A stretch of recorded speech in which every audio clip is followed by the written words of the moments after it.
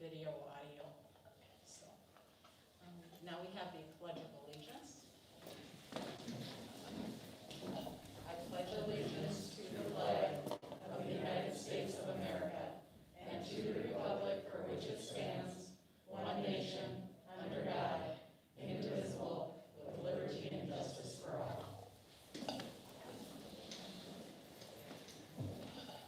The people around the table are using these amplifying devices, so let us know if you can or cannot hear. Raise your hand. We want to make sure everybody can hear what's going on up here.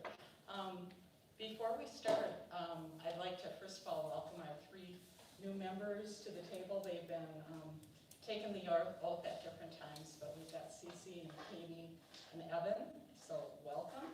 If you have any questions as we move forward, feel free to, raise your hand, let us know you're not following what we're doing. That could happen, so. Okay, first of all, we have approval of agenda. Do I have a motion to approve? So moved. Do I have a second? I second. Okay, we have Don for the motion and Katie for the second. Any discussion? All in favor say aye. Aye. Opposed? Motion carries. Is there anyone in the audience that would like to be a delegation to speak to the board? Seeing none, we'll move forward. Superintendent's report. David Krantz. Chair Green, members of the school board, Austin community. It's good to be back when we know the students are here with us, so it's an exceptional day for all of us here in the Austin Public School District. And that's what my focus of my report will be on tonight. It is the school reopening. As you know, we began the school year in person with our preschool through 6th grade students, and then our secondary students, 7 through 12, were in a hybrid, and we remained in that throughout the fall of the year up until Thanksgiving, at which time we saw that the COVID rates and our quarantine rates really skyrocketed. We've gone from the number county-wise to under 20, around 10 actually, to begin the school year, to at a time around Christmas time of over 180 per day. So substantially impacted the number of faculty we had, the number of staff we had available to come to school, and the number of students who were able to be there. So we determined that we needed to move into a distance learning model after Thanksgiving. So starting on November 31st, we went to the distance learning model. Our hope was to be back in school January 4th. We felt we were on track as we saw those numbers from that 180 mark at Christmas time, the week after Christmas, that had fallen to under 50 again. So by isolation, by state guidance, many of the remediations that they had taken had really helped with that COVID impact. So we were on track to bring our students back on January 4th. But we also received new guidance at the same time from the Minnesota Department of Health and from Minnesota Department of Ed. And we received those late in our Christmas holiday and felt we needed to take last week, that January 4th week, to implement some of those safety precautions. So last week was spent still in distance learning with our students throughout the week, and then transitioning on Friday, where there was no distance learning with our staff, to plan for students to come back in our beginning of the year model. And that really allowed us to do several things. One, implement new safety things. We put up more shields for staff, provided more personal protective equipment for our staffs, and allowed principals and their leadership teams to develop some new protocols to make sure that we held to those pods, those students in the same groups during the school day, so that exposure, where there would be cross-contamination per se, wasn't going to happen. So that took place last week, and all that planning, and a lot of good work was So we're able to bring our students back today. Buses ran fairly smoothly, unlike the first day back in August. And it went really well. Kids were happy to be back. Staff were happy to be back. And I think most of all, parents are happy to have them back. So if you have any questions about the start or about the transition, I'm willing to answer anything you may have. Well, one thing else we were able to implement, the state now is providing every 2 weeks a opportunity. It's not mandated, but an opportunity for our staff to take COVID tests. We were one of the first to be able to do that. We implemented last Wednesday. And I think out of our staff, there were about 250. Again, staff are still distance learning, so we didn't have a lot that came in. But out of the 250, we received zero COVID infections on the reports that we got back. And I think all the reports, and Mark, tell me if I'm wrong, we received back within 24 to 48 hours of turning the tests in. So that was a pretty good response. Yeah, the vast majority of results were in within 24 hours. There were only a handful that didn't make that 24-hour threshold. Any questions? Well, thank you. Very good.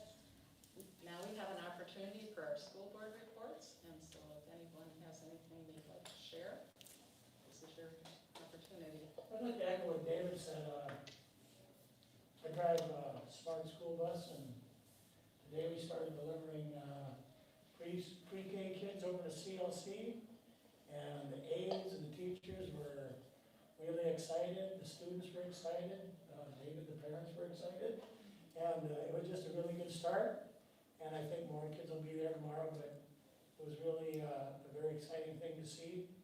Another exciting thing to see is I was coming down Oakland Avenue, and there were actually people in the Oak Grill eating, so I thought that was really awesome. And then, me and technology don't get along too well, but I want to share something with you here. And that is, on Wednesday, January 20th, 2021, from 7 till 8 p.m., on a Zoom, the Southeastern Service Cooperative STEM Forward is going to have the Educators of the Year Award for STEM in Southeastern Minnesota. And they're going to celebrate, and there are several educators that have been mentioned who are excellent STEM educators. And one of them is from Austin Public Schools, and it's Lynn Gaunt. And she's going to be recognized. So Sarah wanted me to go around the room and take a video of everybody saying thank you. But I didn't want to do that, so just know that they thank you for your support of STEM education, and you're more than welcome to tune in. Thank you. Anyone else? Just to mention that Thursday, they're starting the Minnesota School Boards Association, their virtual annual meeting. And so you should have gotten the journal. Did the new members get that? That has the timeline of the different events that are going on and how you access them. Has anyone gotten their Zoom link yet, though? I did not, and I went on there today and it asked me for information I don't have, but you signed us up, right, Sharon? Yeah, Okay. everybody signed up. So for those that did it come from MSBA? I guess I should say, I got the link to sign up, and then it said somewhere on there that we would receive the Zoom link a certain time period before the event starts. So I don't think we would have gotten it just yet, maybe? Okay. Yeah, I haven't seen it. Sharon, would you like to contact MSBA tomorrow and then be a communication back to us so that maybe they're not sending it out till Wednesday? Sure. But that would be helpful, thank you. I just wanted to share, is it okay if I share something? Sure. So, when you hear so much about so much school staff throughout our nation that do not want to go back to school, I just want to say a huge thank you to our staff for having the desire to go back to school.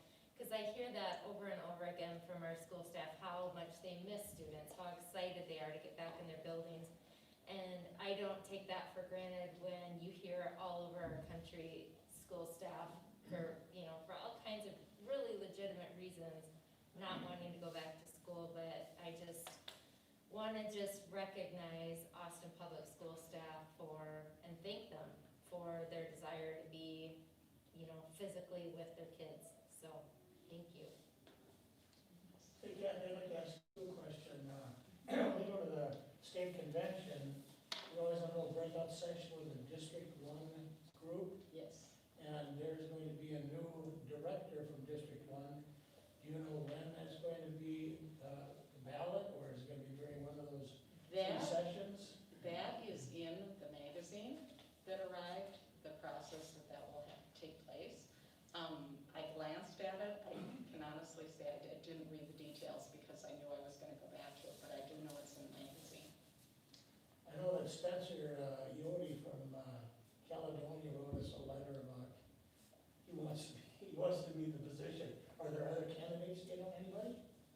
I have not heard of And it. you said you heard there were, Yeah, there were a couple, but I don't remember the names now, yeah. we're gonna miss Heidi, she was really good. She's been our first district representative, Jim, and she's from Red Wing, so she's done a nice job. Okay. Thank you. Thank you. Next, we have our student report. So Sarah, would you like to share? Yes, I just want to start out that hopefully Oh, you guys have. Can you turn it on a little bit louder? Yeah, thank you. You guys can hear that. You want to hold it up just a little bit? Can you guys hear? Mm-hmm. Okay. As I said, I want to start out. Hopefully you guys had a great Christmas and a happy New Year to all of you. We're back to hybrid learning. All activities have started. The end of the quarter will be this Friday the 15th, and then this January 18th will be third quarter. Students are still adjusting due to that we were basically a month in distance learning. As I said, some students are really struggling, especially with grades, and then it's affecting their GPA from what I've heard. And then senior polls have been sent out through an email. The class of 2021 will be able to nominate or vote for the person, and then they'll go through the yearbook. The deadline will be January 13th. And senior t-shirts will be coming next week, so there will be a form soon to order. And then update buildings. Second floor has gotten new ceilings and new paintings. There has been 15 water fountains added throughout the building. So with more water, more dehydration. There's COVID. And then last but not least, new banners have been added through the entrance of Austin High. When I first got here, I was like, this looks really nice, especially for us when we're graduating, graduation pictures. I feel like it makes Austin High stand out from other districts, high schools. If you guys see closely on the banners, it kind of describes what Austin is. Like, for example, athletes, technology, being an Packers, being proud. I mean, it looks really nice in the Austin High. And then I'm going to talk a little bit of my experience, if you guys don't mind, of distance learning. First of all, I was pretty excited when I got the email we were going back on distance learning. I was kind of afraid of getting COVID due to these high number of cases. But then at the same time, I do have a sibling who goes to elementary. They kind of struggle. Since they're younger, they like to interact more with other students and teachers. But for myself, I kind of had a break from other students. So, I had my time there.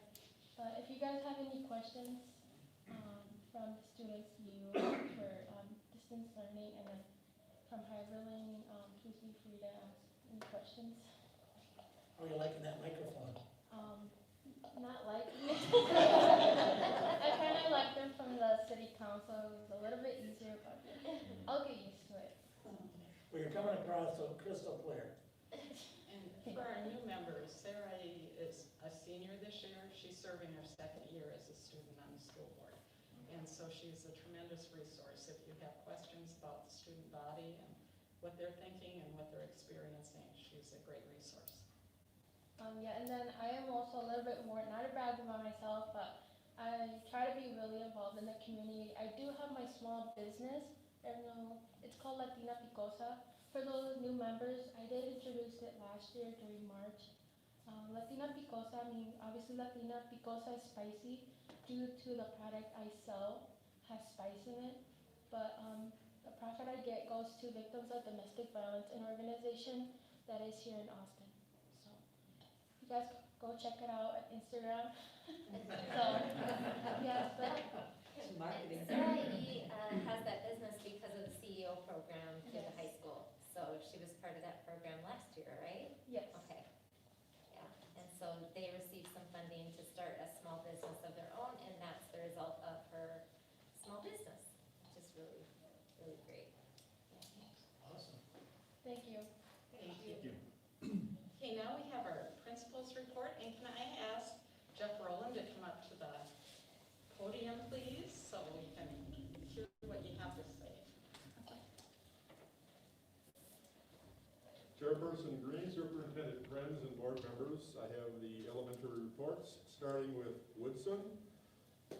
Happy New Year from Woodson. Our school family was excited to welcome back our critters in-person learning today. We are grateful for our school district working hard to ensure our staff have the required resources to offer a safe return to the classroom. Teachers and parents were able to use the plexiglass barriers during small group instruction, and teachers were also geared up with the AMP system to allow them to be able to instruct effectively through the layers of PPE without being completely drained at the end of the day. Our first COVID-19 saliva test event went well with 20 staff members participating. This month, we will begin our benchmark assessment to track student progress and illuminate learning gaps to better inform our instruction moving forward. We look forward to all the learning opportunities we will have with our critters in 2021.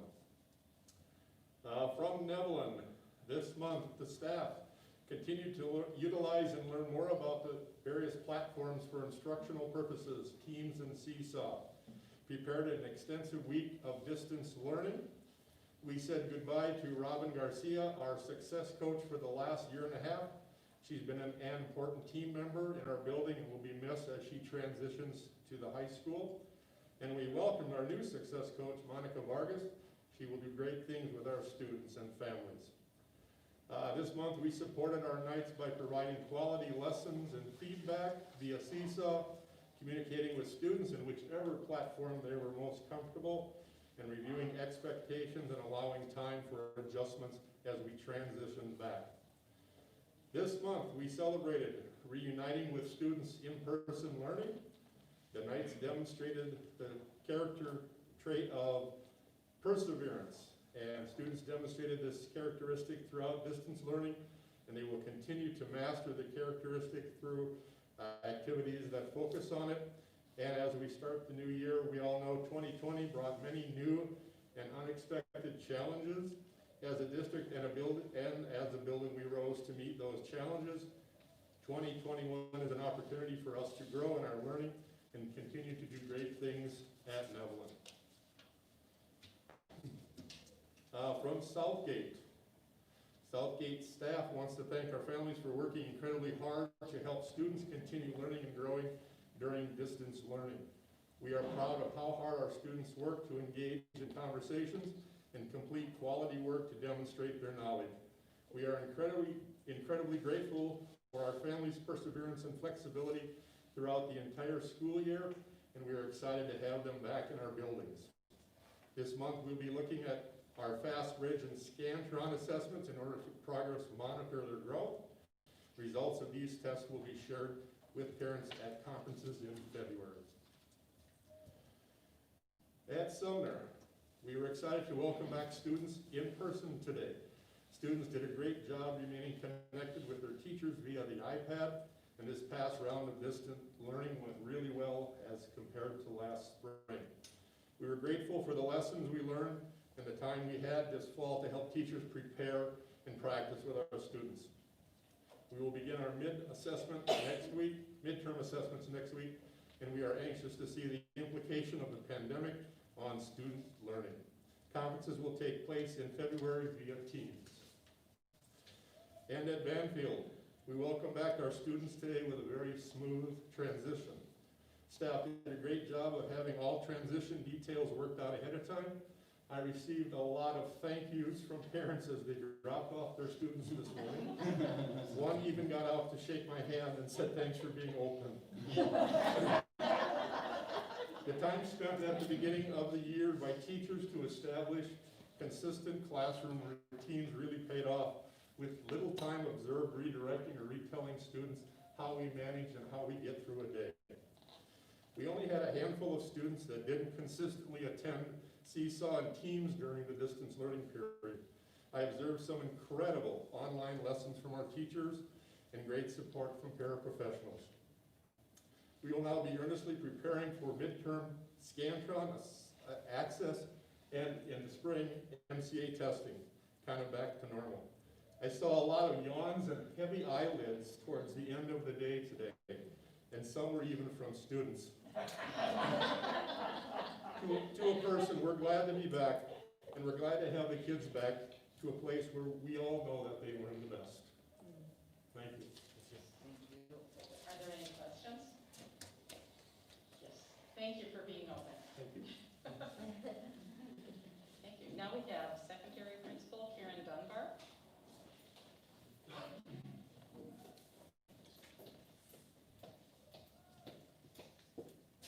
All right, good evening. I'm one of the assistant principals at the high school, but I will start with IJ Holton, Chairperson Green, Superintendent Krenz, and board members.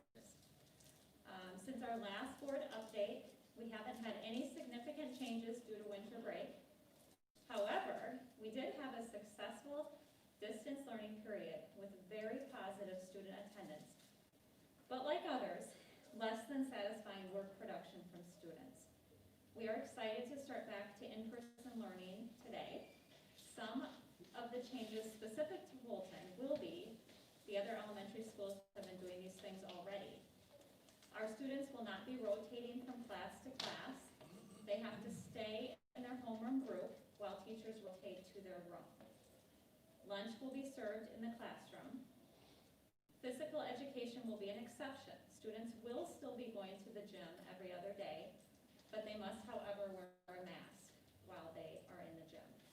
Teachers are encouraged to maintain 6 foot between themselves and the students whenever possible. We have parent-teacher conferences in February, and we will be conducting these virtually with families. We had very positive feedback using this model for our last set of conferences, so we are going to try it again. That's it for IJ Holton. This is from Mr. Shar. Okay, for Ellis. Staff, students, and families have been working through the adjustment back into the hybrid model, which started today. Last week, teachers attended sessions on updates to safety practices, met to discuss student concerns and student celebrations, and participated in the introduction to quarter 3 of the Academic Coach course. Academic Coach is a new course for all students at Ellis Middle School. During this course, students are exposed to lessons developed by our school counselors and coaches in regard to social emotional learning, technology, career college readiness, as well as AVID. We would like to acknowledge the hard work of Tina Strauss-Henley, Jessica Stanley, John Freda, Leah Elfke, and Kirsten Norby in the development of this curriculum that has been instrumental in the support of students during COVID. Sports have started back up at Ellis. Currently, we have wrestling, boys swimming, girls basketball, and dance. Boys basketball will start up on February 8th. Parents can still sign up on the parent portal and contact Kelly Lang if they have questions. And finally, in this unprecedented year, we would like to thank the parents of our Ellis scholars. Parents this year, more than ever, have been instrumental in the success of their children. from reading portal pushes to gently reminding students to take attendance. We are so grateful for everything you are doing at home. All right, and lastly, from the high school. We were so excited to welcome our students back in the hybrid model and all our staff to the building today. There was a lot of positive energy in the school, and we can't wait to see our Packer students this Thursday and Friday. The end of second quarter is this week. We are not running a final schedule this year because of our unique schedule. Administratively, we have been busy making sure that the second semester, or quarter 3 and 4 schedules, are ready to go for our students who will start new classes on Monday. Our teachers are working hard to ensure that students are connected to school and helping finish this quarter strong, as they are also preparing to welcome new students to their classes next week. Normally in January, we start the registration process for next year.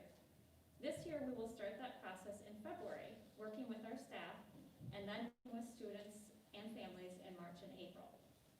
Our counselors will serve an important role in this process this year, as they will meet with each of our students, grades 9 through 11, individually, to plan their high school coursework for the upcoming school year. Information about the registration process will be posted on our website on or around February 1st.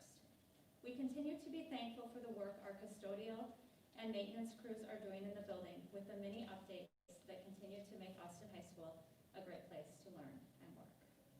And I'm going to add my own 2 cents here. It was just so awesome to have students and staff back. I spent a lot of the day just, going into classrooms and talking to students, talking to teachers. Everybody was really happy. And I asked a lot of teachers how their attendance was. I was a little bit concerned that we might, that some students might be slow coming back, and attendance was really great. So it was a wonderful day. Are there any questions? Thank you. Educational Services with John Albert. Welcome. Chairperson Green, members of the board, Superintendent Krenz. I want to start by thanking Austin High School for opening as well. You can have my kid on both Austin and Packer days. Keep him, he needs it. I also wanted to just echo what school board member Getz had mentioned about the fact that our teachers are so willing to work with our students and recognize, even from the start of this year, David had mentioned that our have as much in-person time as we could, because we knew that students learn best that way. So that was the paradigm we started our district with. But I also want to acknowledge the fact that I can speak for some of our EL staff, and I'm sure Sherry can speak for our SPED staff, that during that distance learning period, we had a whole bunch of teachers that came in and taught kids then too in person, because they recognized the need, especially for some of those populations. And so while we're welcoming the district back today and thanking our teachers, I also just wanted to make a special note of those teachers who kind of stood up during that distance learning period and said, you know what, it's important that we're here to teach, especially those populations of our students that need it the most. And so I felt like we need to acknowledge the fact that we've had some teachers here all along teaching and meeting the needs of our kids. So I wanted to thank them. Have one committee I'm going to update you on. World's Best Workforce met on December 11th. And at that required annual meeting, we just kind of went over some of the data points that we've seen relative to our World's Best Workforce plan. That being said, the state recognized, I think, that many of those data points were unavailable to us because of a lot of the testing that did not happen last year. And so even though it's a required meeting that didn't have a lot of data points, we still had to have the meeting. One notation, though, that I just wanted to give, and I know that Corey has shared this data with you before, but one of the things that we track with World's Best Workforce is graduation rate. And as you recall, graduation rate is always a couple of years behind, and so we have our 2019 graduation rate. And we saw a nice, significant increase in graduation rate. And I want to call out that very specifically because a number of years ago, we really took a hard look at our graduation rate data, and we dug in deep.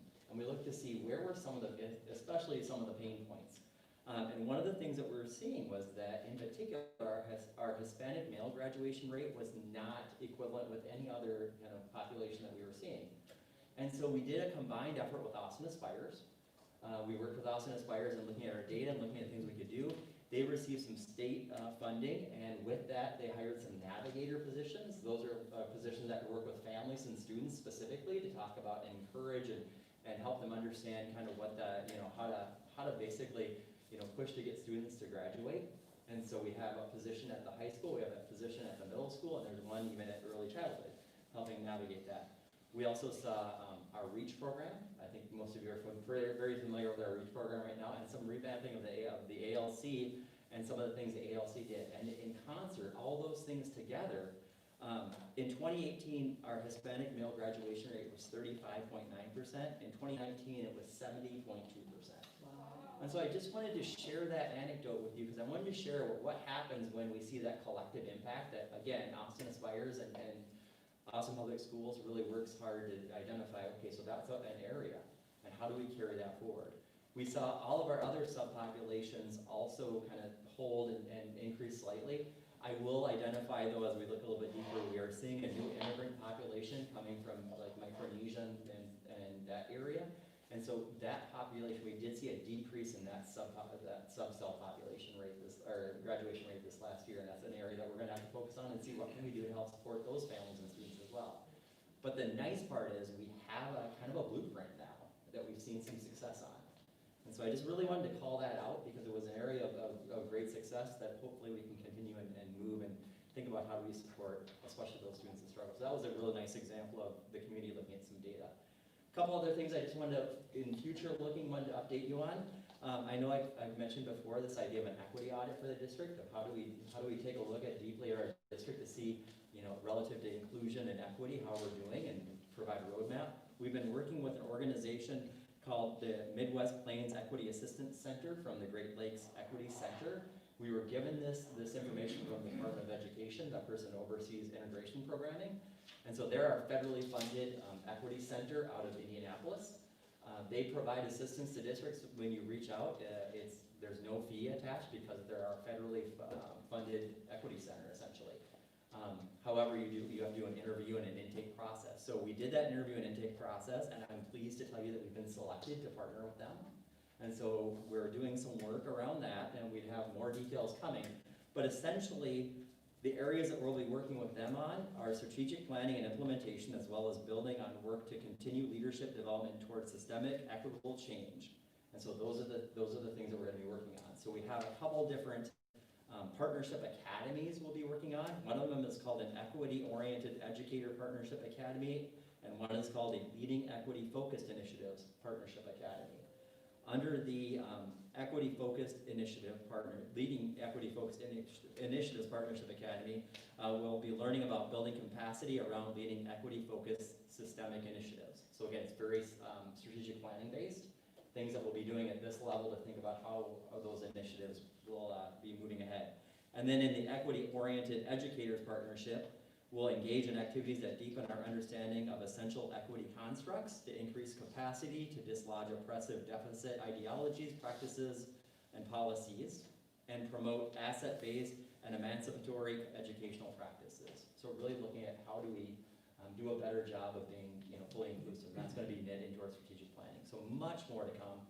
But this organization works to partner with us. And so the good and bad news is they're going to be working with us to build our capacity, but it means it's going to be a lot of roll up your sleeves and get the work done, because the idea here is building our capacity so that we can continue to do the work on our own. So it's not just a drop in, do it for you and leave.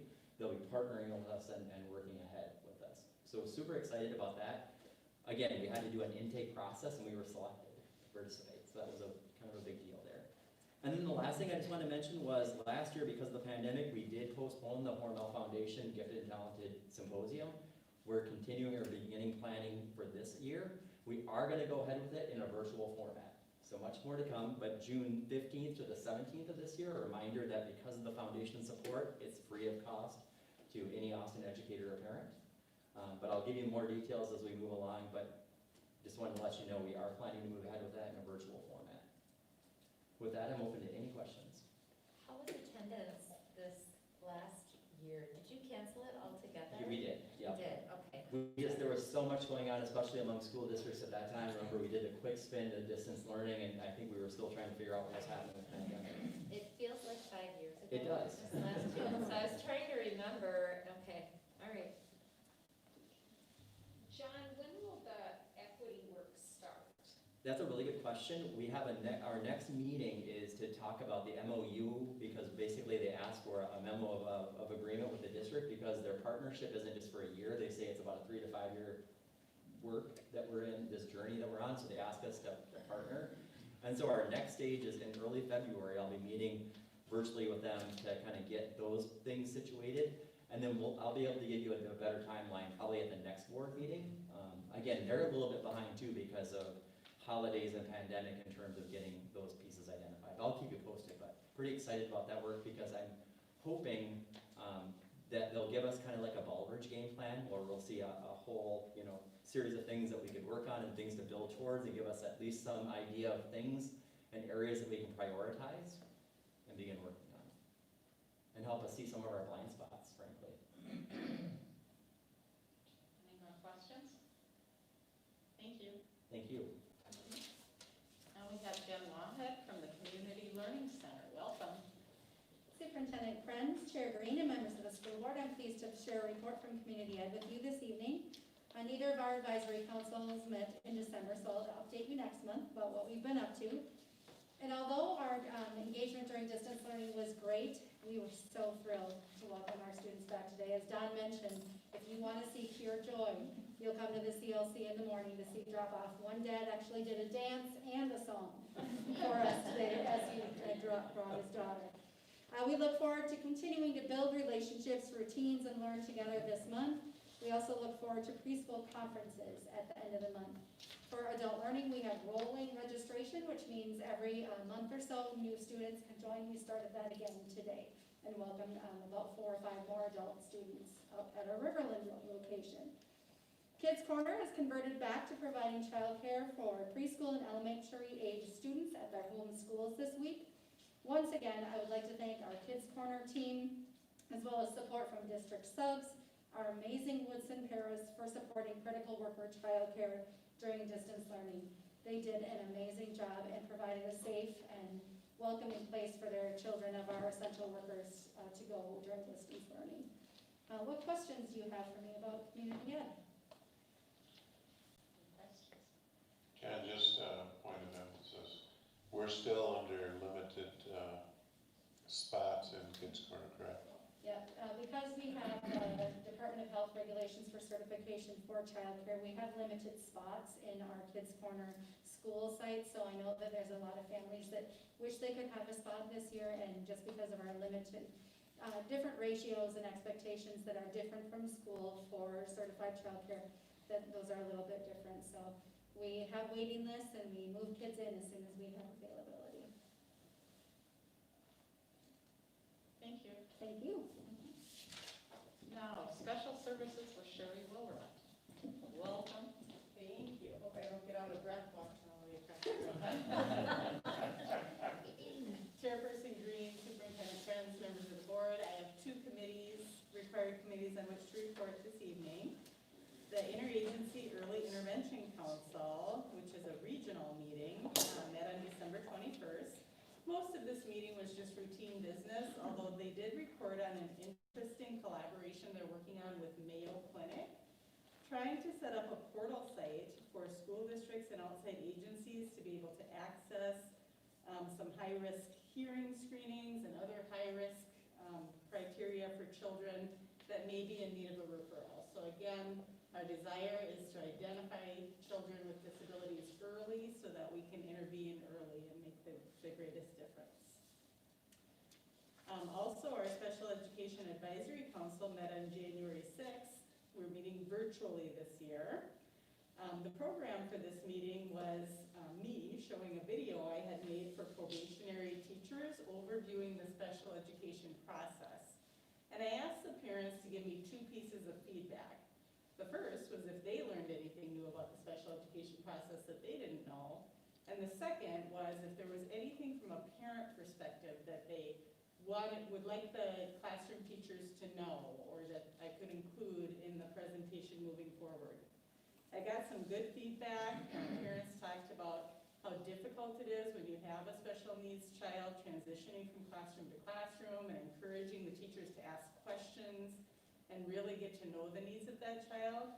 And then also emphasizing to those teachers that the IEP is a legal document, a contract, if you will, that needs to be followed. So those were some good pieces of feedback.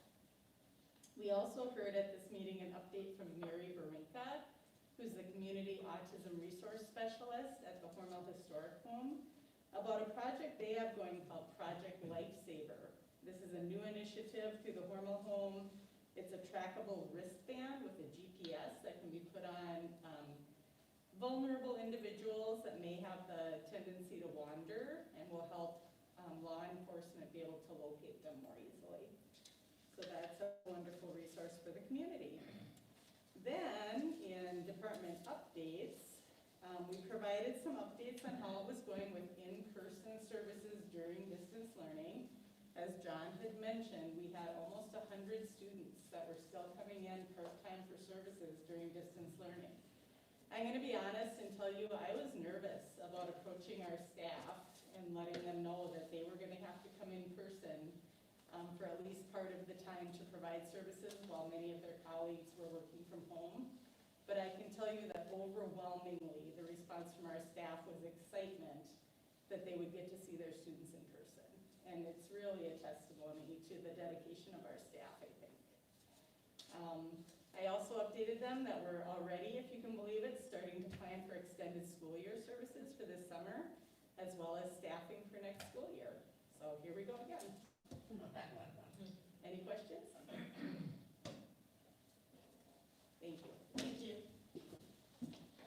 Now we have Corey Hogan, our research, evaluation, and assessment specialist.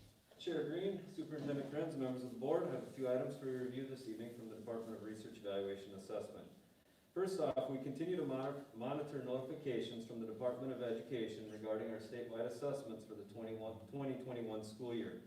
They did just recently release new guidance on December 23rd for testing during COVID, which we're currently reviewing and updating procedures on.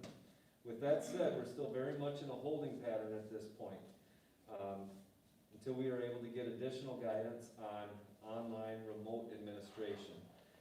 So NDE right now is conducting a feasibility study with different approaches for remote testing administration. We are waiting for that pilot, for that remote proctoring software to complete, and then we'll learn more about what that experience may or may not look like this spring. And we're hoping to have that information in some early February timeline from the state as far as kids testing in homes. So that's a new phenomenon due to COVID that we're experiencing. Secondly, due to the distance learning period from Thanksgiving to last Thursday, we've opted to move the winter benchmarking window, as you heard in some of the school reports, to next Monday. So we'll actually be doing our winter benchmarking from January 18th, starting next Monday, to February 5th will be the 3-week window. During that time, we'll be benchmarking kids in pre-K through high school on various systems, including TS Gold, the FAST literacy programs, the Mondo literacy programs, and then Scantron Performance Series. And we use that benchmark data to inform our instruction in the coming months. And then finally, as we've turned our calendars to 2021, our department is looking forward to the 21-22 school year and beginning preparations for next year's online registration process and the multi-year academic planning for students.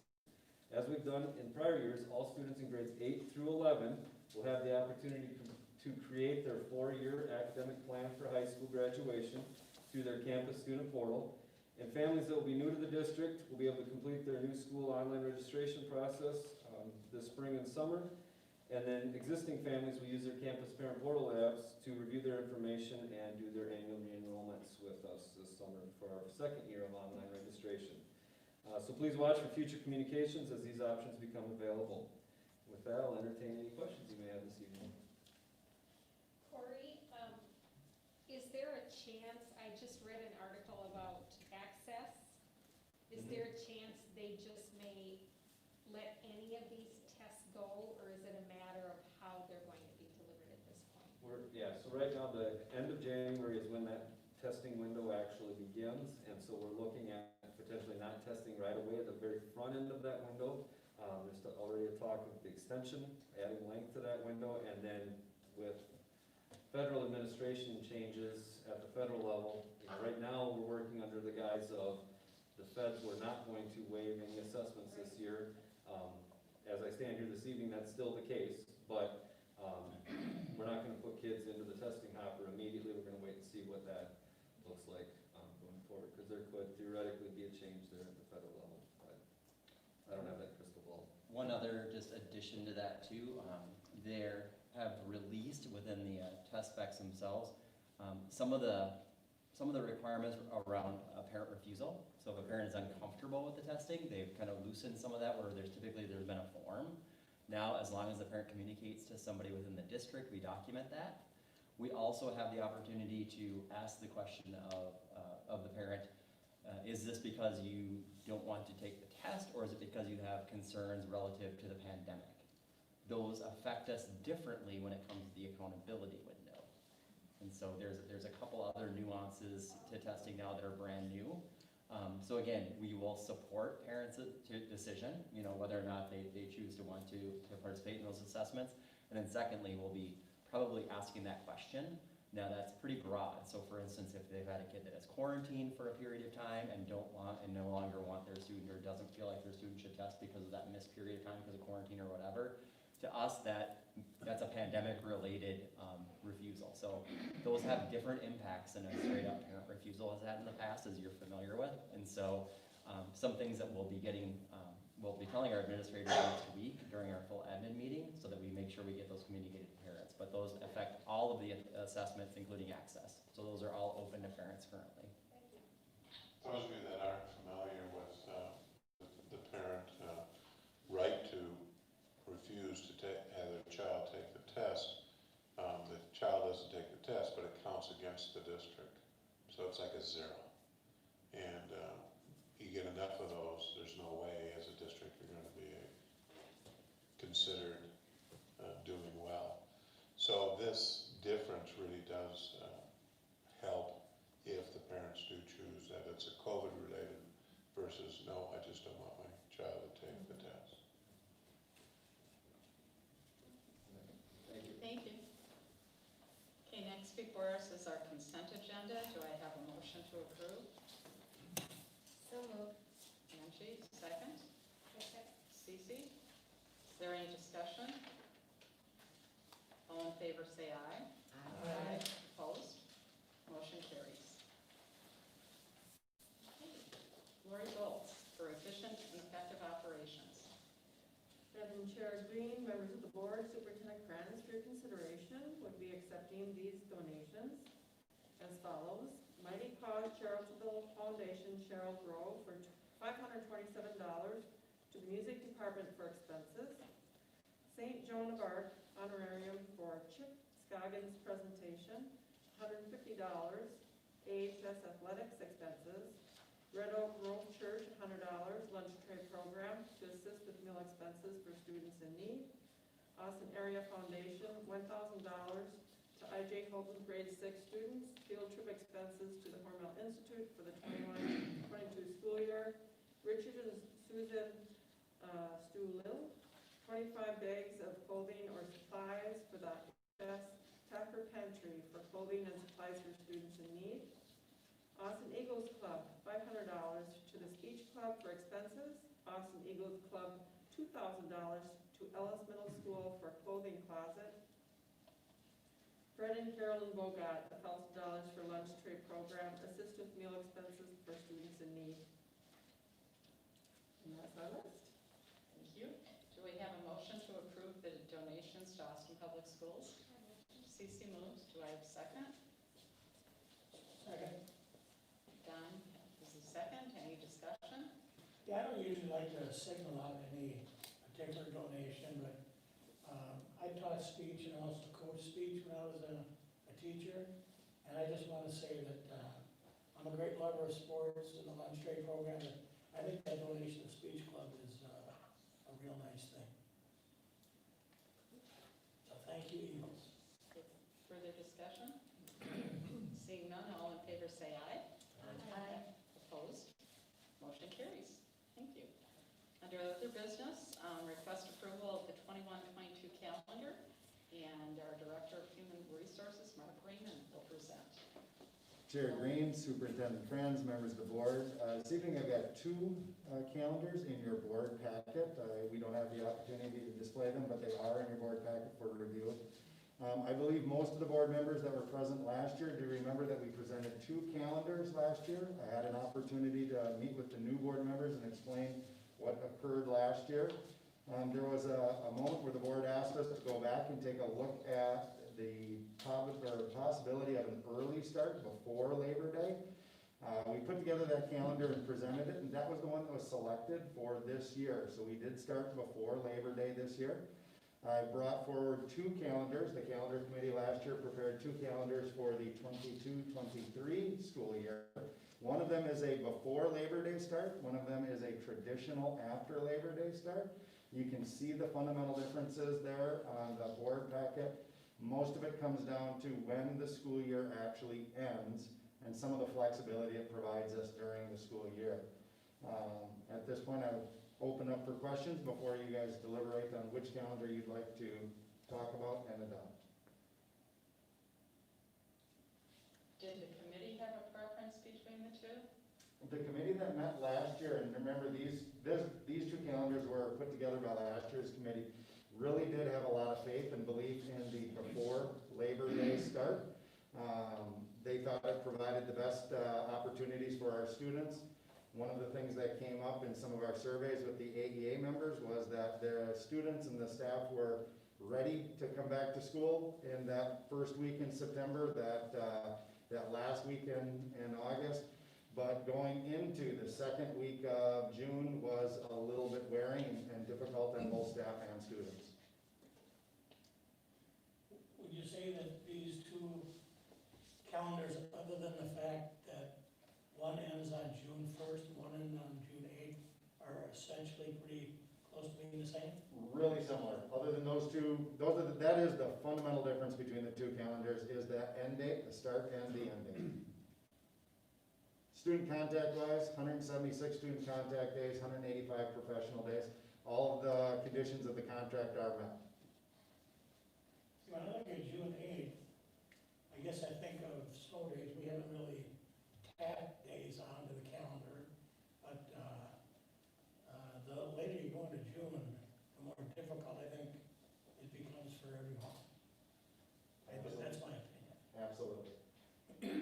How does this affect, end of quarter at the high school? So that would bump that to, would you be doing finals right when you came back from break then? It'll be similar to this year, and I believe end of quarter is gonna be about 18. It's the 15th. It's the 15th, it's this Friday, so if you come back, that first week, you've got 2 weeks coming back, into the finals. So that really is a non-factor. 2 weeks versus 3 weeks is what the difference would be on the 2 calendars, if you place that date at exactly that midpoint.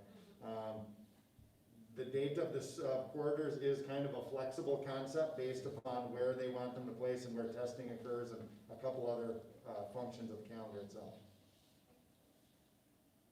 Does that recreate a calendar that the first semester ends before Christmas break? Correct, they do.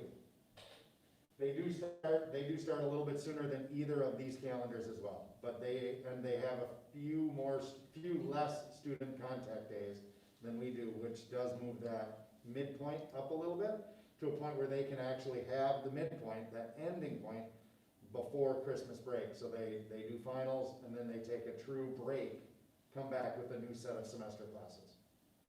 They have to go through the same process we do though for summer. Because that's significantly outside the window. Does the early start, does that tack on to the discussion we had last year regarding building? We'd have to go through a acceptance with the State Department of Ed. Correct, we would have to go through that process again. Actually, and that's pretty simple. All I have to do is send them a letter saying that we have over, what's it? 400,000. 400,000 in projects and we need the early start. And that's an ongoing number that we have Yeah. currently, so. We easily reach that threshold. If by a certain building, that's how it qualifies us, and a certain building is over 400,000. And just a roof project alone gets us there, that type of thing. So if you want to start before Labor Day, it's better for big districts and small It districts. really is. Correct. question, Mark, when we met was, when you adopted the calendar for last year to start before Labor Day, you were wondering how the community would react to that early start. But then because of the COVID situation, you don't think we really got a lot of feedback, one way or the other, really from the community, is that They're correct? really, what we've heard from the district from my level and in talking with some of the building leadership is there hasn't been a lot of response one direction or the other. It was a lot of acceptance of it. But again, with everything that was going on, I'm not sure that it was a focal point as it went on. We do have a couple building principals in presence today. Do you have any impact as far as what you heard from your buildings with the early start? Yeah, I don't think I personally heard anything positive or negative. I think, like Mark said, everyone was so focused on that this year is gonna be so different and, you know, focused on everything they had to learn in order to teach in a hybrid way that, yeah, it just wasn't really on the radar. Well, two of the big items in the state, typically have been number one, the state fair, and number two, resorts. And I don't think the resorts really impacts us, but the state fair could, but, students could still participate in the state fair and we could still have school probably. Absolutely. We have students that participate in other activities that are not necessarily endorsed by like the Minnesota State High School League or the school district themselves. We excuse those as parental excuses for absences as a matter of routine. So any of the students that were wishing to participate in some of those activities that go on at the state fair, such as FFA and 4-H, they would still be able to. That would be an opportunity still available to them. Lori and I attended our C meeting last Friday, C Schools for Equity and Education. I don't know who the school board reps are on that. That'll be Cece and Don. Okay. And normally we go to a meeting, there's statewide meetings and regional meetings, but they had the chair of the House Policy Committee and the chair of the Senate Policy Finance Committee. It's one person there. And the question came up about more flexibility. I mean, it happens every year. Can the legislators get more flexibility to school districts? Absolutely not from the Senate, because we got to look out for the resort owners. And the House rep was a little more open to the discussion. But I think that's the battle. I don't see any of that changing. The process we use for Sumner, it's community oriented. We go through it, we hold the hearings, and we have no problem getting that changed. And I think the option we have here, just to send the letter saying we got a $400,000 project, really works well. Eventually, you know, I'm a proponent of a balanced calendar. People know that. It just makes more educational sense that we're educating kids year round rather than not more days. Although I'd like to see more days, but that the education is spread over more time. It really is impactful. But one good point from this discussion was, well, the resorts are up north. We don't have a lot of resorts down south. Couldn't we have more flexibility? He didn't have a good answer for that, did he? He didn't respond to that, did he? Give us a like.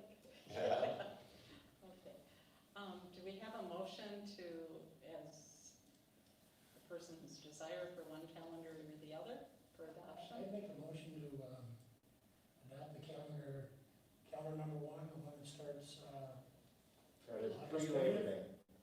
That calendar starts, I believe, on August 30th. August 30th, Monday, August 30th. And ends June 1st of 2020. We have a motion before us. Is there a second to that motion? Second. We've got a second with Angie. Is there any discussion? Seeing none, all in favor say aye. Aye. Opposed? Motion carries. Thank you. Thank the committee for the work on this. Thank you. And that's Mark McCarthy, Senator. Mark, you and I both share a passion for substitute teaching this as well. How is it going with the number of substitutes? I know today's the first day. I'm personally hoping we go until June with in-person learning or hybrid learning. How is the substitute situation in the district? So we've been very fortunate. What we've done at the beginning of this, early on in August, we had some discussions about how we were gonna handle our substitute situation, knowing that we normally make a living with substitutes that are former teachers that have retired. The pandemic itself has a tendency to kind of target people that are of retirement age, and it makes it a little more difficult for some of them to choose to substitute in our district. So we knew that several of our substitutes were going to step down or take a year off, thinking we'll wait until next year and come back.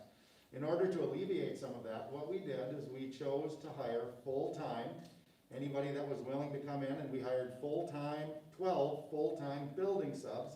They've been assigned one to every building, so they occur every day, they show up at that building. If there is an absence at that building, they cover. If there's not, somebody from my end, it used to be Janning, she retired, it's now Val Vaughn. Val Vaughn will call out and relocate some of those subs into other buildings in order to make sure that we have coverage. So every day we start, the first 12 absences are immediately covered. The other absences are still going out to the pool. There are still several opportunities or several people that are in the pool that are engaging and subbing on a less than regular term. But by bringing 12 full-time on, it's really provided us a lot of stability, and it's really provided us a lot of communication at the building level.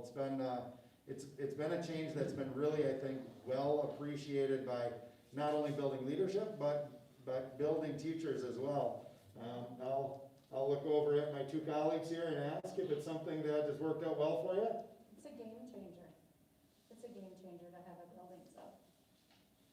Yeah, it's been, I think there's just, since it's been in place, I think there's just been maybe 5 days that I didn't have a spot for my building sub to fill due to the fact that we had positions that were open during the day, and we would have had to gone to a plan B or C in our buildings to cover, you know, the class for the students. So it's really been good, and the regular staff also really love it because they get to know who the teacher is, the substitute, and if they're gonna plan and they know it's not gonna be open or something comes up quick on a Thursday night and it's really hard to get a sub for Friday, we can talk to that person.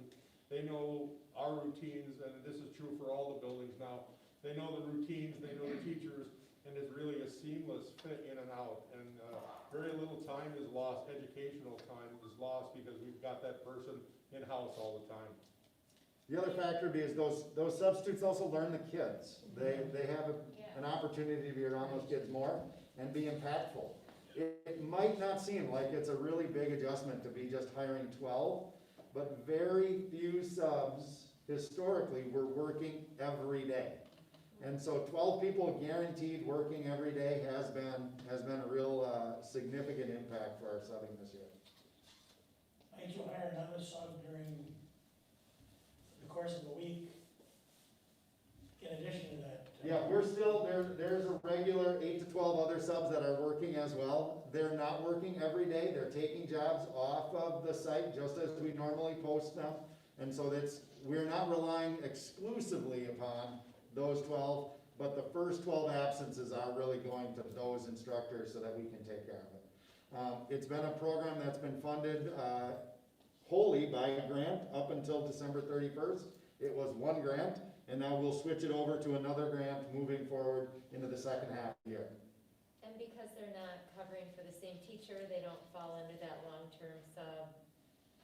Correct. They're not considered in a long-term position because they are not engaged in that. Now, several of them have full-time licenses. They have a full license and could do long-term. A couple of them, because of the impact that they've had on buildings, are transitioning into long-term positions in order to fill in for maternity leave because they have demonstrated they are so good for kids. They know what's going on and they can make that transition. And I think you all know we don't have 12 buildings, and so I do have a couple of district level subs that we send out in addition to. And so what we'll do is, IJ Holton's one of them. IJ Holton's building sub is gonna take on a long-term sub for us. And I will assign one of my district level subs to the building at IJ to become the building sub while that sub is engaged in that long-term position. It's really been very beneficial for a lot of people. Is that group of 12 subs getting paid more than your, standard $100 that subs normally get? So we have a little bit of a sliding scale, and I'm not gonna get into the details of how Yeah. it all goes, but I'll give you a quick rundown. If you sub for the first time ever in Austin Public Schools, it's $120 a day. If you sub at a significant rate, we move you up to 130. These subs are being paid at $150 a day. Got it. Okay. Thank you. Is there anything else in place for paras? How is that holding up then? So the para positions have been very difficult to fill. One of the conditions that our full-time building subs signed on to was that they were going to be a full-time building sub at any role. So our full-time building subs, and as Jeff said, there's only a handful of days. He's had plenty of days where his teacher's unit has been fully there. And so then that sub fills in a needed para role. Probably is filled in once or twice, maybe even as the needed secretarial role. Right. So that those positions are going filled, and Jeff in combination and working with his building sub are determining where that best placement is on those days. He's communicating that to us so that we know either that sub's available to be pulled or is not available to be pulled. How did the district come up with this idea, Mark? We meet once a week, central office, and we look at problems that come up. As a group, we've talked about how we could best serve the community, how we could best serve the staff. This is one of them that came up during that time. So it was a group decision. Sure. Very good. Thank you very much. You're welcome. Thank you. Say, did you see that article in Austin Paper that about that bus driver? What did he have, 68 years there or something? 62, Lori and I went out to thank him and say goodbye, I guess. It's just genuine, he's been there forever, and Can we get his name for the record here? I only know him as Cowboy.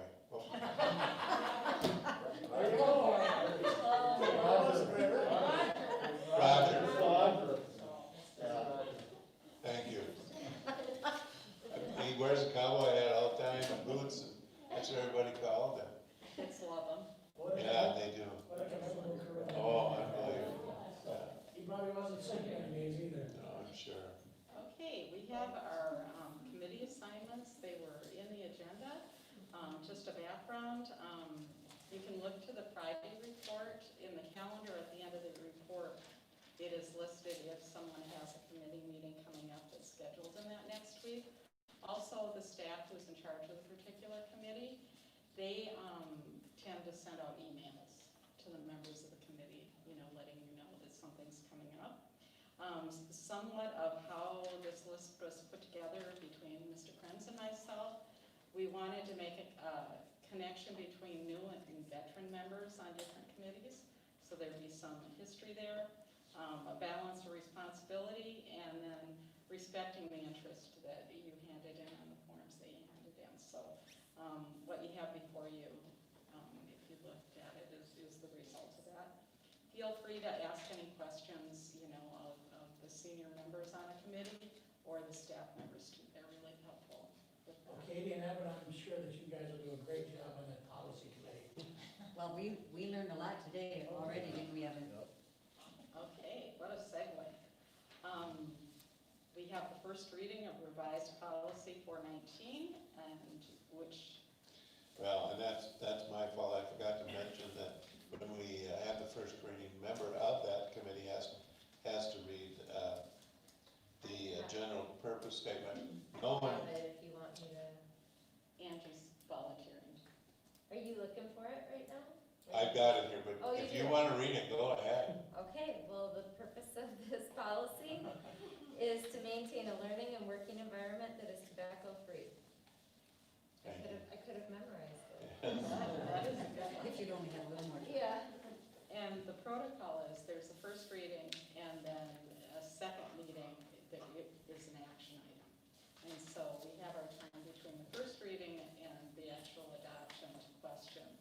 the committee members or Mr. Kranz regarding the policy. So that's with that. So that will be coming before us again. This is a reminder that we have a special school board meeting on Tuesday, January 19th. I will be meeting with Barb Dorn on the 18th to discuss the goings-on on the meeting on the 19th. And so that will be held in the district office conference room. We have a school board meeting that had been scheduled for January 25th, and in lieu of all the meetings that we've got before us for the superintendent search, I would suggest that we not meet on the 25th. There is not business before us that needs to be attended to, and so just note to self, if people want to, strongly oppose that, and either on the 25th, we can talk about it, but if not, that meeting will be canceled. And then a reminder that we do have a meeting scheduled for February 4th at 4 p.m. in relation to the school board superintendent search also. I just want to comment before these are really nice nameplates. Whose idea was that? Those are Sharon? Was those your idea? Bowling awards. Those are really nice. She did a nice job. Okay, do we have a motion to adjourn? So, Second? I second. Amy seconds. All in favor say aye. I, Aye.